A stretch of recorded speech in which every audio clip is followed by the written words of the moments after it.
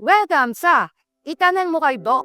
Today, pag-uusapan natin ang isang device na pinagkahabuluhan sa buong mundo para malaman natin kung ano tong device na to na tinatawag nilang iTeracare. And syempre, para mas maintindihan ng lahat, ano ba ito yung device na grabe, sobrang phenomenon, sobrang viral ngayon sa Facebook at sa lahat ng mga social media. And syempre, tatanungin natin, isa sa pinaka-ginagalang, nire-respeto. Yan. Isa po siyang OB-GYN, isa siyang perinatology, functional medicine, aesthetic medicine, and ngayon, isa na siyang frequency medicine doctor. Let's welcome Dr. Joey Sinjoco. Maraming salamat. Itong pag-uusapan natin ngayon ay ang tukol sa frequency device na tinatawag nating iTeracare. Pinagkakaguyuhan to kasi marami talagang natulungan. Ano ba itong iTeracare? Ang iTeracare is isang physiotherapy device na ginagamit lamang ng bawat individual. Actually, ginagamit ito ng mga doktor katulad ko. I'm a practicing functional medicine. So I deal with patients na from chronic diseases to cancer. And nakita ko mismo, yung ginamit ko ito sa mga pasyente ko, talagang natulungan sila sa pagpapagali. Example, arthritis, diabetes, chronic kidney disease, yung iba pati mga autoimmune system, including cancer, na natulungan itong device na to. Ano ba ang laman nito?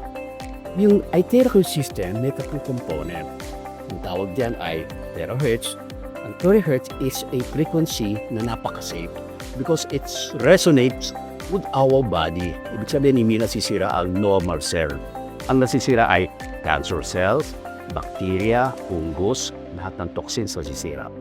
Meron din itong quartz. Ang quartz naman ay nag-a-absorb ng energy para i-direct sa ating katawan. At yan ay nakikita natin kapag ang pasyente, halimbawa ay may pain, in about 30 minutes magugulat ka. No? Nawawala talaga yung pain. So, amazed na amazed, including as doctors, no, sa resulta nito. And true enough, that's the very reason why marami ring doctors ang gumagamit na ngayon ng iTeracare sa kanilang practice. Okay, Doc, napakaganda nung iTeracare device. Pero tanong, Doc, paano ba siya nabuhat? Okay, napakagandang tanong yan. Alam mo, itong ating device, para lang siyang blower kung titingnan mo, no? Paano ko talaga nakakatulong? Alam mo, yung pag-terahertz, yung terahertz ay ito yung mapasok sa ating cell. Pag-usapan natin kasi ang explanation dito, cellular level eh. Kapag ang terahertz ay pumasok sa cell, yung pinaka-baterya natin, yung mitochondria, ay na-energize. Siyempre, tanta na-energize ng cell.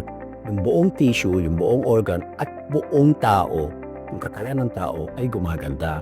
So, nawawala yung inflammation, gumaganda ang circulation, natatanggal ang mga toxin, ang delivery ng oxygen maganda.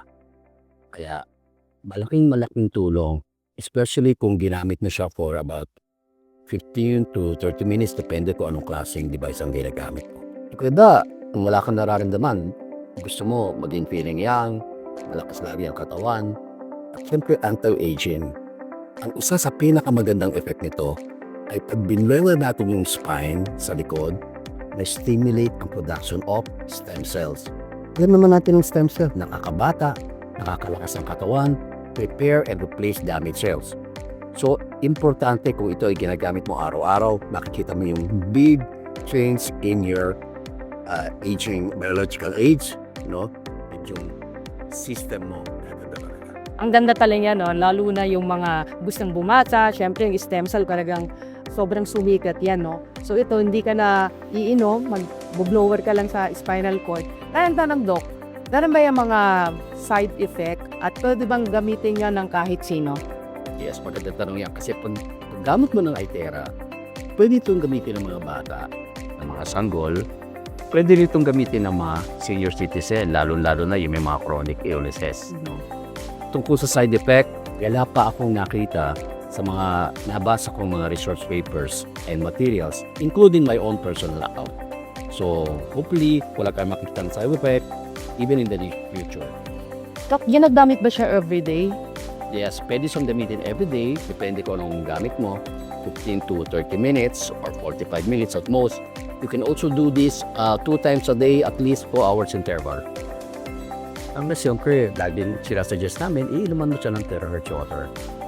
Bakit ano day terahertz water? Yung terahertz water, pag below yung water, ordinary mineral water o tap water, no, na iinom natin, doon maganda yung circulation.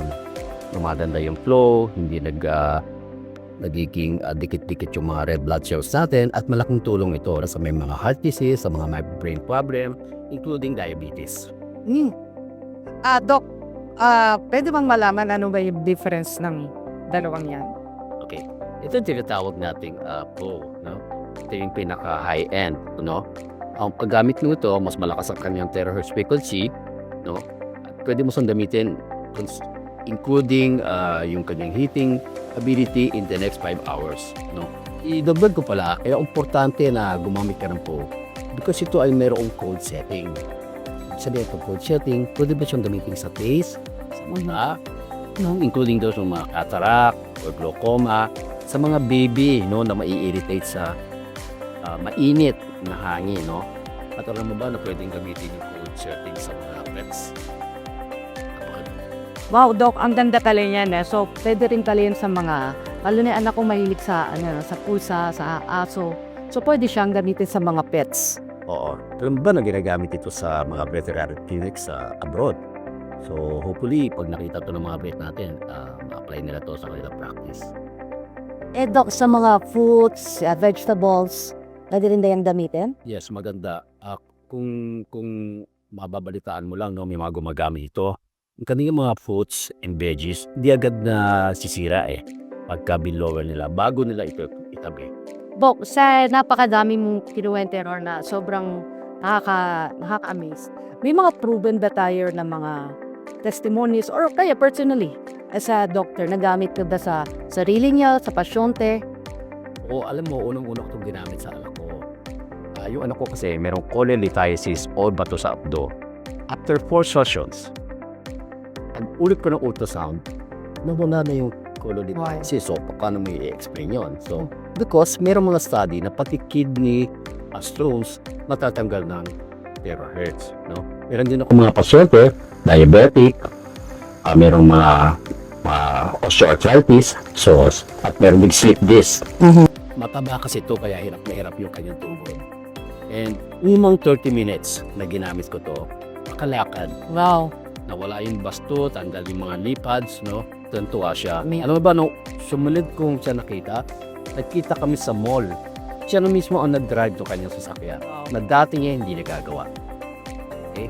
Pero, pag titingnan mo sa yung mga mahilig magtingin sa internet, napakaraming research studies, published, no? At pinag-aralan siya talaga. So, ang terahertz talaga ay mayroong science kung bakit siya nakakatulong pagpagaling ng tao. Wow. So, Doc, last question. Ito ba talagang lahat ng uri ng sakit natutulungan? Okay, sabi ko kanina, ang bottom line ng mga diseases is inflammation. Kapag sa-address mo ang inflammation, halos karamihan ng sakit na ang dahilan ay inflammation, makakatulong ang therapy. So, Doc, advice lang sa lahat ng mga tao na gusto matry ito, ano bang masasabi nyo? For them to see yung beauty ng product. I highly recommend iTheraCare. Sinasabi natin lagi na health is wealth. Hindi kailangan ikaw ay may sakit para gumamit ka ng iTheraCare. Ang preventive medicine is the best. Nag-iisip tayo ng investment. Nag-iisip tayo ng mga regalo sa ating mga loved ones, particularly our parents. For a Christmas gift, this is the best device.